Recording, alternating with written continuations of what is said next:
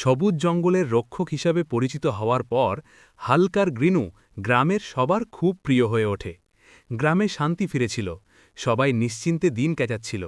কিন্তু শান্তি বেশি দিন টিকল না। একদিন ভোরবেলা গ্রিনু হঠাৎ জোরে জোরে ঘেউ ঘেউ করতে লাগল।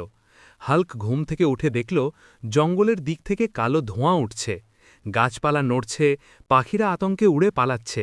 হাল্ক বুঝে গেল জঙ্গলে বড় বিপদ এসেছে। তারা দুজনে দৌড়ে জঙ্গলের ভেতরে ঢুকল। ভেতরে গিয়ে দেখে কিছু লোভী লোক বড় বড় মেশিন নিয়ে গাছ কাটছে। জঙ্গলের প্রাণীরা ভয়ে এদিক ওদিক ছুটছে। গ্রিনুর রাগে গর্জন করল, আর হাল্কের চোখ লাল হয়ে উঠল।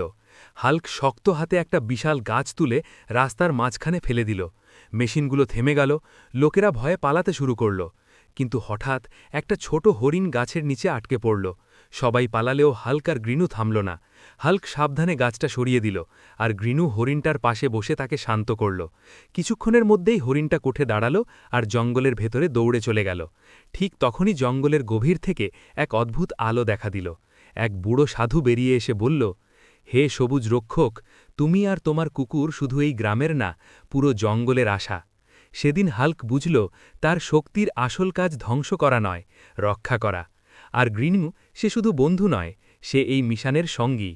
দূরে সূর্য ডুবছিল, আর হাল্ক আর গ্রিনু আবার পাহারা দিতে শুরু করল সবুজ জঙ্গলকে। সবুজ জঙ্গল, গ্রিনু।